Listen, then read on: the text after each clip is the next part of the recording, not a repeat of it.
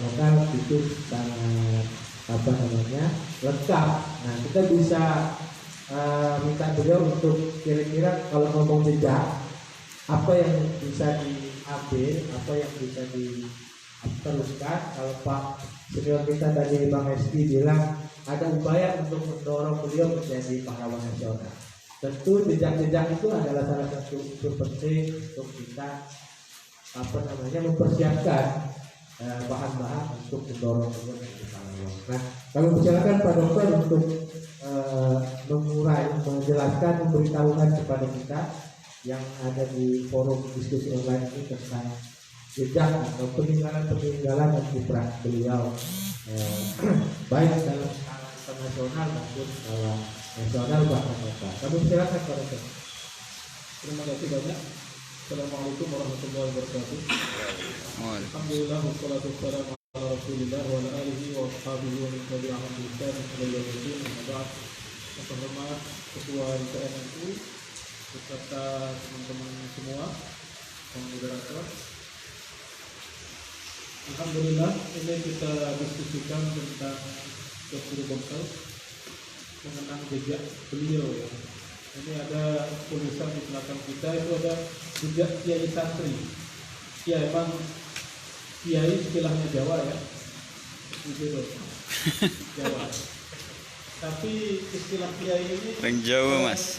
Datuk Bengkel itu sering dipakai juga, sering dipakai.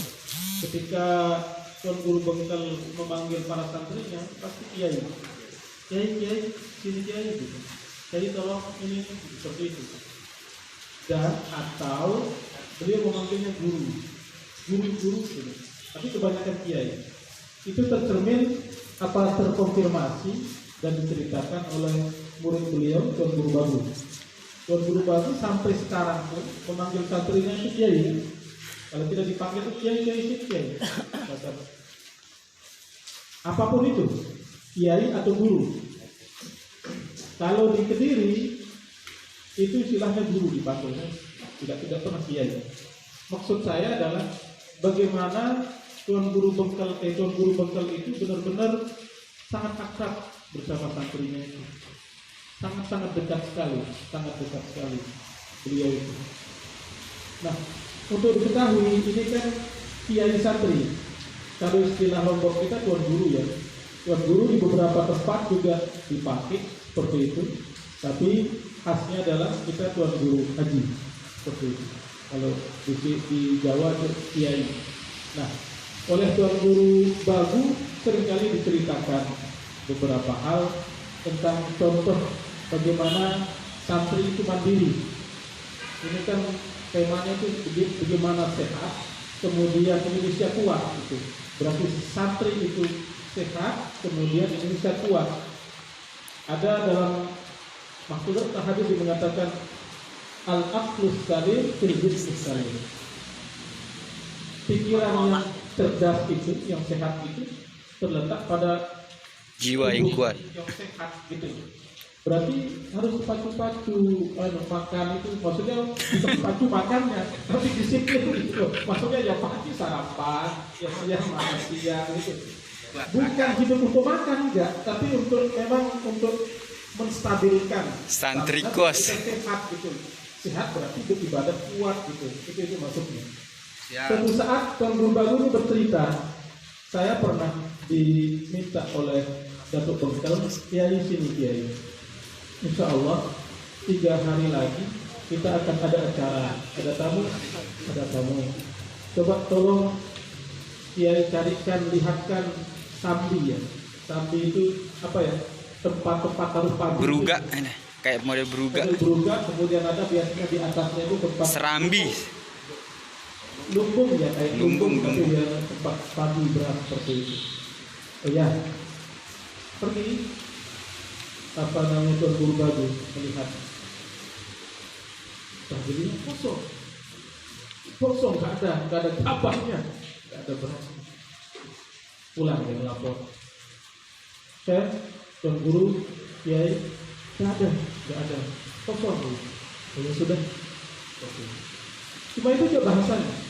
Nah, saat itulah santri yang bernama Tuan Guru Turmuzi ini atau Tuan Guru Bagu itu berpikir, lah, ngapain guru saya merintahin saya cek sambil itu?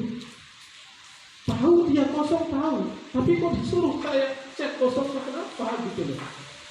Tapi baru dia terpikir, kemudian baru dia kumpulkan guru-guru muda. Di Bekel itu dia punya ada pondoknya itu punya asrama khusus ya, namanya Kamarul Huda. Kamarul Huda itu khusus misalkan Lombok Tengah. Kalau Lombok Timur istilahnya itu pondoknya Syamsul Huda. Kalau di dalam itu namanya Ummul Huda. Ummul Huda namanya. Ummul Huda itu di dalam Putri.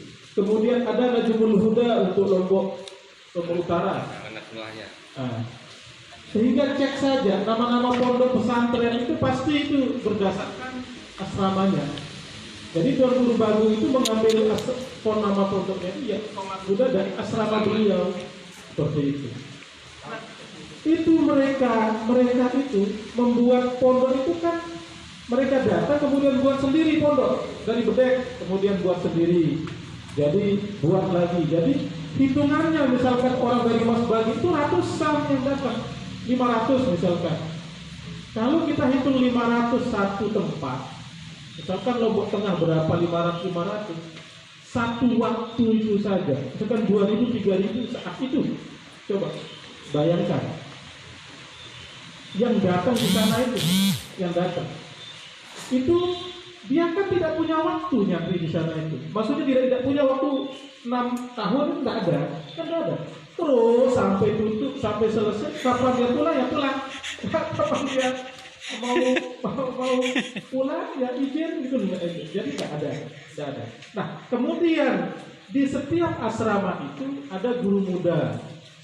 Kalau kita istilahnya mudabir atau pengurus lah istilahnya ya. Ada guru muda, guru setiap asrama. Asrama guru mudanya misalkan 2, 3 atau 5 misalkan di setiap asrama. Karena banyak orangnya. Kalau Mas Bagi misalkan 500 orang, berarti 5 orang, berarti 5 guru muda. Nah, itulah oleh Tuan Guru Bagu itu mengumpulkan, memanggil guru muda itu semua. Berembuk semua. Di sana berembuk, gimana caranya guru kita ini akan ada kedatangan tamu punya acara 3 hari lagi. Gimana kita sepakati? Berarti kita sepakati semua pulang. Tapi pulangnya tidak semuanya. Siapa yang misalkan giliran pulangnya? Siapa yang punya beras di rumahnya bawa beras. Siapa yang punya nangka bawa nangka. Yang punya bawang bawa bawang. Yang punya semua. Itu benar. Jadi seluruhnya guru muda itu diperintah, kemudian semua ke santri-santri yang lainnya itu untuk pulang. Pulangnya bergantian pada pulang. Bawa semua makanan itu, bawa semua. Sehingga saat besoknya 1 hari 2 hari kembali itu penuh karena itu sambil. Bahkan tidak cukup. Jadi seluruhnya itu. Nah, begitu cara Datuk Bengkel itu mengajarkan kemandirian kepada santrinya itu. Cara berpikirnya, kemudian cara memberikannya ilmu organisasi itu tidak serta-merta, tapi langsung, maksudnya tidak langsung mengajarkan oh ini cara enggak, tapi bagaimana dia membebaskan santrinya itu dengan cara tetap membimbingnya. Oh seperti itu.